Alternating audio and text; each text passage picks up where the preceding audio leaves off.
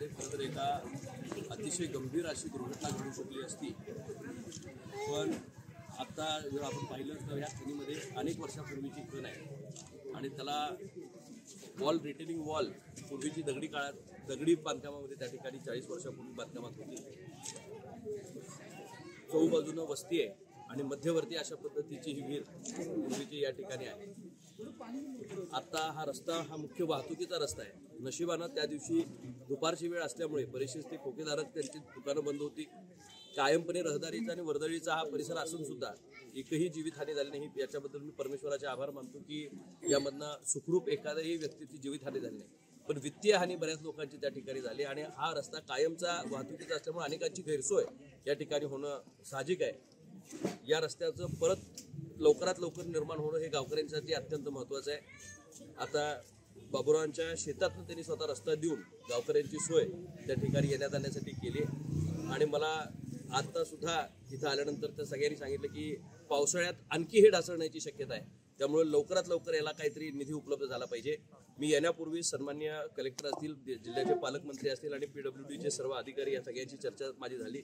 पालकमंत्र्यांच्या आणि माझ्या चर्चेनंतर मी आपल्याला सांगू इच्छितो की 2,87,00,000 रुपये आपण याच्यासाठी मंजूर केलेले आहेत की जेणेकरून इंगळी गावाला ह्या धोक्यापासून बाजूला काढण्यासाठी म्हणून शासनाचा भरीव निधी आपण या ठिकाणी ह्या एका कामासाठी आपण त्या ठिकाणी देणार आहोत. पण परत सुद्धा हा धोका उद्भवण्याची शक्यता आहे. एक बाजू रिटेन झाली तर दुसऱ्या 3 बाजूला परत या ठिकाणी प्रॉब्लेम येण्याची शक्यता आहे.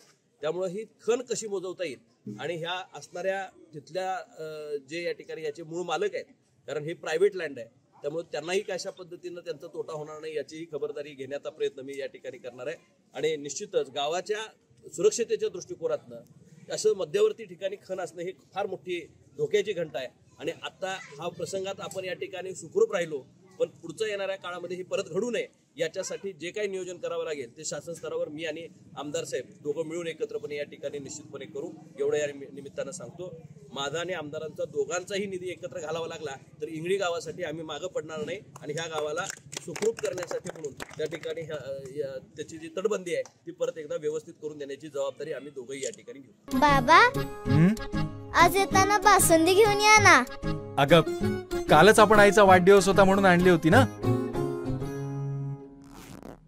ऐकलं, गोकुळची बासुंदी पुन्हा खावीशी वाटतेय.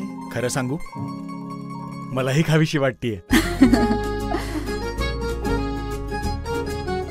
पुन्हा पुन्हा खावीशी वाटणारी गोकुळ बासुंदी. अशाच नवनवीन अपडेट पाहण्यासाठी आमच्या KK न्यूज चॅनेलला सबस्क्राईब करा.